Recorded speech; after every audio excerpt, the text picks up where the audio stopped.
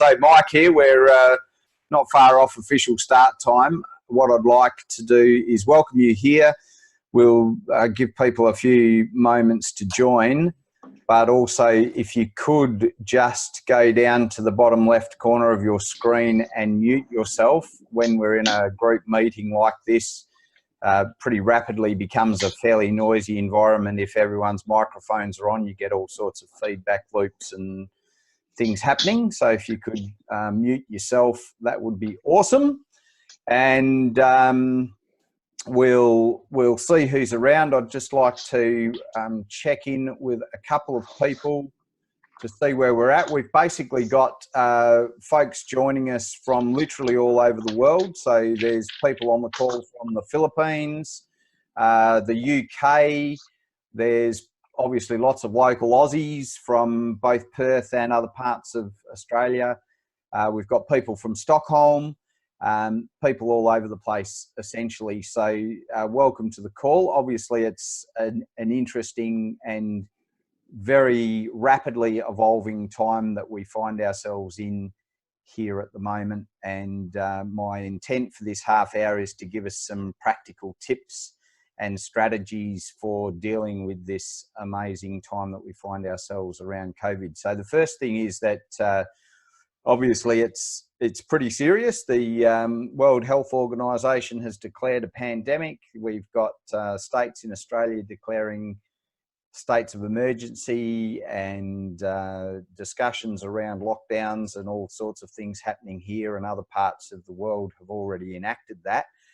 The impact on business has been quite significant. So, you know, in my part of the world, the majority of my income comes from conferencing and training, and a fair bit of that has literally evaporated over the last couple of days, postponed to an unknown point of time down the track. I was talking to a good friend just a while ago who's heavily involved in the outdoors industry, and a lot of casual people there who normally run school camps and things like that, who are facing unknown and uncertain income as well. So it's that's just a few we know about. We know that the stock market's been going fairly bonkers, up and down all over the place, and so the impacts both health-wise and economical will be quite significant. So the intent of this is really just to say, okay, for us as individuals and as leaders, what can we do to calm the horses a little? And when I say leaders, I believe that whether you are just leading yourself, whether it's you leading your family or you leading an organisation or a nation, we've all got a role to play here from a leadership point of view. So thanks for joining us.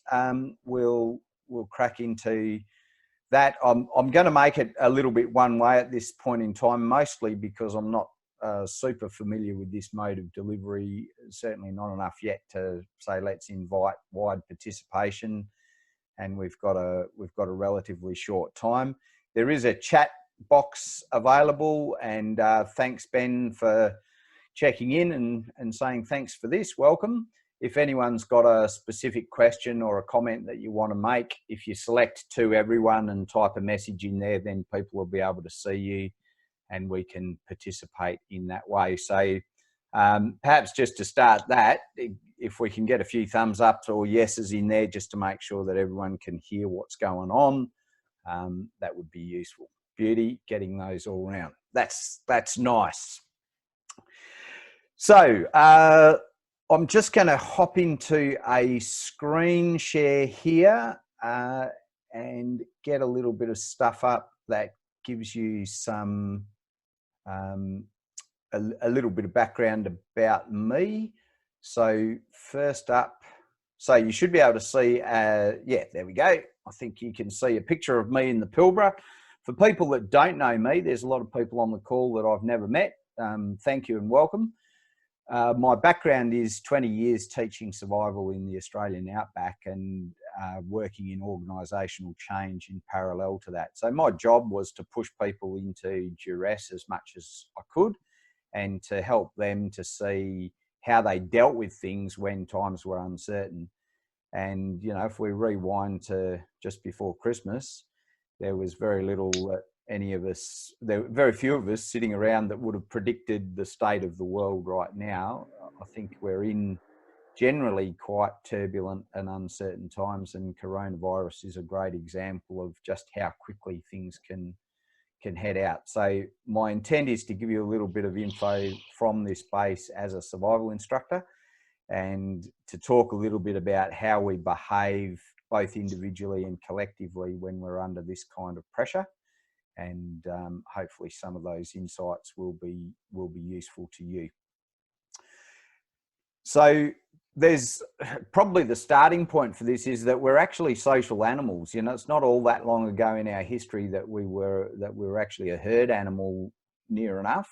We're social animals now. So that means that we're contagious. And I don't just mean in terms of things like a virus. We're contagious in terms of our emotion and how we see things. In Western Australia just now, we've had a number of weeks where toilet paper has been desperately short, and that's partly due to contagious mood. You know, we walk down an aisle where things are in short supply, and it's very, very easy to get caught up in that sense of, oh, I haven't got enough, and to be looking to stock up and bunker down. And there's a few things I want to say that are really just about, we can steady that down. So first thing is that I think as leaders, we need to be really careful around the notion that anything that we pass on at the moment has an impact. So, you know, there was a good example of this just this morning where I saw a message circulating about how Australia was going into lockdown as of today until the 31st of March.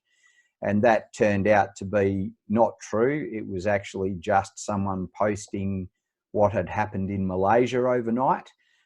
It would have been really simple to just hop in and fact check that with Australian government sites to see whether that was actually what was happening, rather than pass that bit of news on. It's very tempting to pass information on, and that's an attempt by us to feel like we're creating certainty.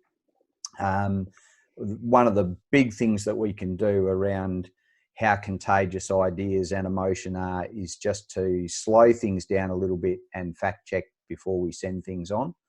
The reality is that it's a really rapidly moving environment, and it's probably quite literally true that no one on the planet knows exactly how this thing will unfold. I've certainly read some very high-end stuff over the last few days where even some of the best pandemic specialists and medical modelling specialists around the world are still saying it's really too early to reliably predict spread and rates of infection and fatality rates and things like that. So I think one of the things we can do is just remind ourselves that we don't know, fact check whatever we come across before we spread it on. The second thing about social animals is that we're connected, and if there's one positive thing that I think's come out of this for me, it's actually a reminder of just how chained together we are as a group of people sharing this little blue dot in the middle of the universe. Almost anything that I can think of that's impacted by coronavirus has a chain of people and impacts around it. So for me, that means that there's a couple of things that we can do. We can ensure that we're connected to people around us to whatever degree we're able to do that, and support each other well through that connection. So for some of us, that'll literally mean our immediate family. But if we're able to think about neighbours and other people more broadly, that's useful. And to think a little bit about the impact of our actions. So for example, if you're somebody that's thinking about stocking up for a potential period of isolation, it would be smarter to do that with a couple of small shops spread out over a week, rather than hit the shops and load up 6 shopping trolleys with all sorts of random stuff. That, for a couple of reasons. One is that has a direct impact on the people that are trying to maintain supply lines. And also it has a direct impact when other people see that, they're more likely to go into that bunkered down individual thinking kind of mode too. As social animals, we're also courageous. When we work together, we can face and deal with a lot more than we can alone. If nothing else, this proves that we're not people on an island. We are all connected to each other. And I think if we find ways to face it together, then that is useful. I was having a chat yesterday to a couple of people and just saying, you know, if we do end up in isolation, as some other countries have, one of the challenges for some of us will be, how do we individually deal with that, given that some of us keep ourselves flat out busy just specifically to avoid being alone with ourselves. So thinking a little bit about how will you deal with and manage that, I think is a logical and sensible thing to do as well. Let me give you a quick tool that I think is really useful just in terms of helping people think through and triage what to do when we're in pressured situations and things are uncertain. So this has got 3 parts to it. In the centre here, well, 3 circles in essence. Now, Stephen Covey put this, or a version of this, in his book, 7 Habits of Highly Effective People, but its origins actually go way back before him to the Stoics, and possibly even beyond. So in the centre here is the things that we can control. And if you look at the circumstances that we're in at the moment, the things that we can control are, you know, how we prepare ourselves for the potential futures that we may face. What we can control is how we interact with other people. So I'm assuming if you're on this call, then you're probably a little alarmed, as am I, with people who are doing things like fighting over toilet paper and taking that really sort of individual mindset. We can be kind to the people around us. We can think about how we can minimise our impact on others around us. We can be patient. We can look at the line between what we need and what we want. We used to say on survival courses that, you know, if you had everything that you wanted, if you were lost or stranded in the outback, that you couldn't fit that into 6 suitcases, but what you need would probably fit in your pocket. We've got so used to being able to just get everything that we want that we sort of forget what we need. So a piece of reassurance for me is that from a medical point of view, a healthy person can go 30 days with 0 food intake and not suffer any long-term effects, if assuming after 30 days you start eating well again. So that means for most of us, what we've got in our pantry would actually be what we need for an extended period of isolation. Probably wouldn't be what we want. I know that my diet would change significantly if I just had to eat the stuff on the other side of that door. But we can certainly handle that, assuming that we're in good health.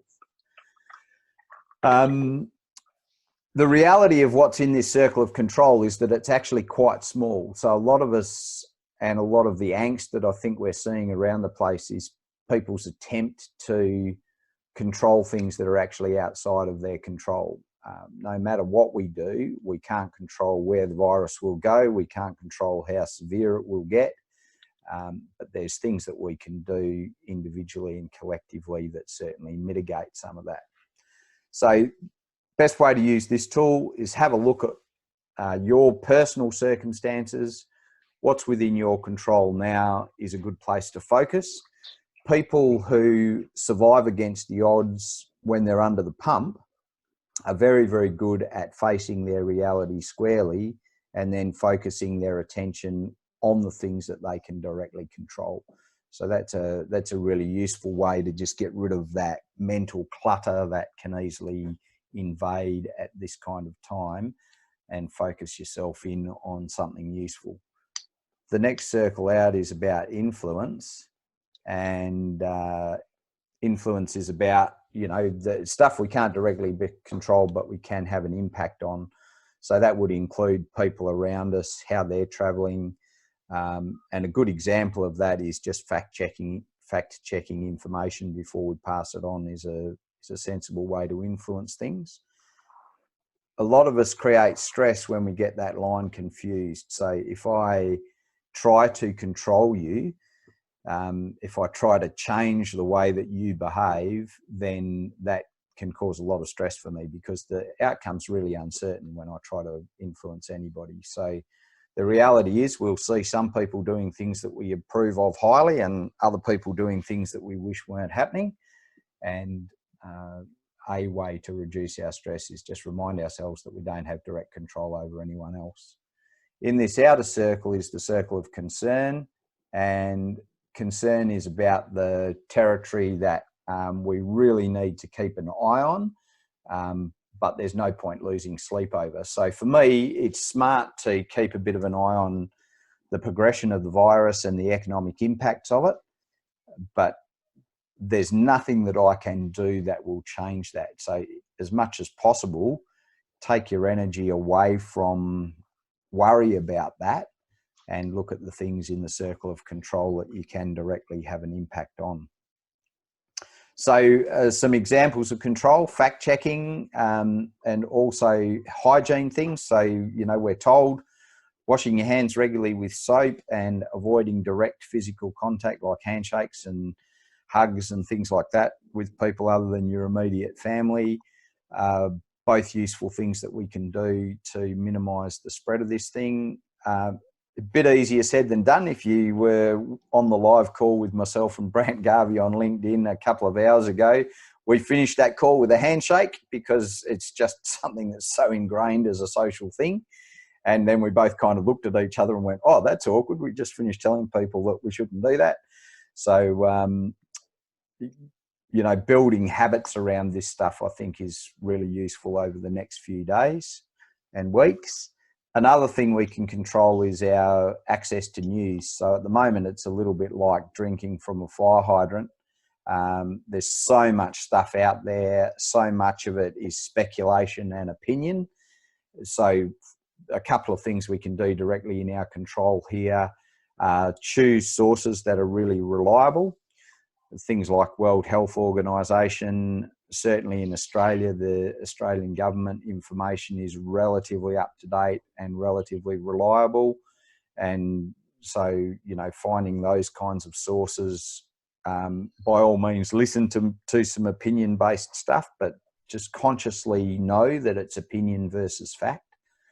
And then for me, I've actively made a choice to only actually look at news info about the virus a maximum of 2 times a day.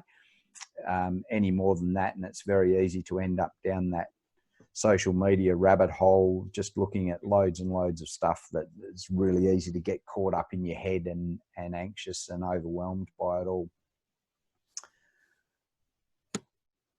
This piece is around a bias that human beings have. So we have a bias called negativity bias. It's something that served us extremely well from a survival point of view. We give greater weight to negative and traumatic experiences than we do to positive ones. And depending on who you listen to, the ratio between those things is anything from 3 to 1 all the way up to 11 to 1. So what that means in a situation like this is that it's very hard for us to see beyond the negative news that we're hearing and the negative impacts that we are experiencing. And a very, very simple remedy to that is just to practice gratitude. So, you know, I think it's useful on a daily basis to just stop at some point and reflect on what am I grateful for. It's a very powerful way to directly manage your state of mind, especially under stress and pressure. And again, going back to that survivor personality, people that have been in situations a lot more dire than certainly what I'm facing right now have adopted that strategy, and it's significantly added to their capability to deal with the stress and pressure that they're under. So perhaps just in that chat room at the moment, whack a few things that you are grateful for into there, because there's probably plenty of it. And I think this is, again, one way that we can influence each other, is to look at what are we grateful for collectively and individually. It's a useful thing. So type away there.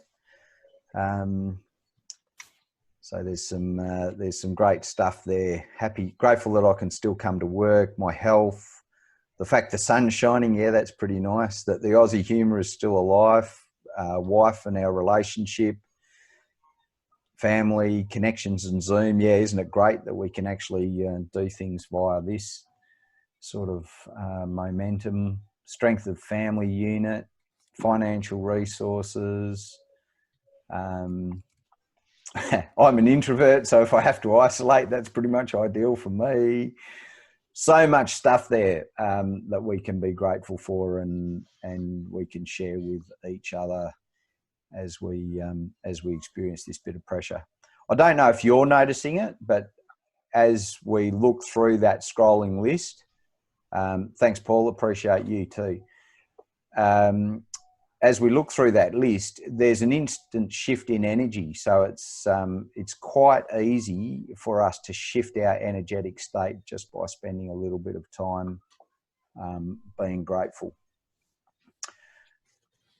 I'll stop that for a moment. I wrote this book a couple of years ago, Thrive and Adapt. It's full of tips and tactics for how to deal with stress and pressure. One of the tactics in there is a thing that I call guerrilla mindfulness. And it's just 3 steps to help us to bump out of that sort of fight or flight state that you experience sometimes. So, you know, when I was out shopping yesterday, there's a very real impact when you walk down an empty aisle and you've got people glancing at you and, you know, it's pretty easy to get into that state of feeling edgy, anxious and fearful. So this tool has got 3 steps that help us to get out of that state and into a more positive one. The first step is to take 3 rhythmic breaths. And the rhythmic part of that breathing helps to open up our frontal cortex and shut down fight or flight. So just where you're sitting now, take 3 rhythmic breaths. The rhythm can be anything you like. It's just whatever suits your breathing. They're possibly the first conscious breaths you've taken all day.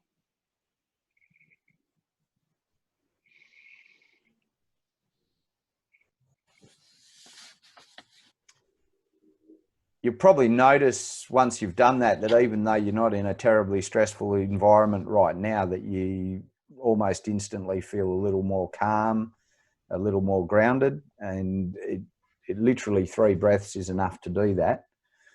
The second part of the strategy is to acknowledge how you feel in the moment. So good or fine don't count, but it's just how you feel. And it's not a way of dealing with that emotion or processing that emotion. It's just to acknowledge it. So we're not telling much of a story around this. It's not the time and place for that. If we need to process the emotion, then it's a conversation with a friend or a supporter or formal counselling. But those things take us usually further into the emotion before we come out the other side. So it's literally just to say, I feel happy and excited, or I feel sad, I feel anxious, I feel angry, whatever your emotional state is. If it's possible to do that out loud, it has a greater impact, lowers your cortisol levels. It helps you to be more consciously aware of your emotional state and then choose a different one. But it's not always appropriate to say things out loud. So depending on your environment, pacing up and down the corridors or the aisles at your local supermarket going, I feel angry and a little bit frustrated, may not be the best thing to do. Step 3 is to say, what's your intention for what you're in right now? And naming your intention just helps you to be very, very clearly focused on how you would like to show up in the moment rather than how you're currently feeling. It's a good way to sort of make the transition between those things.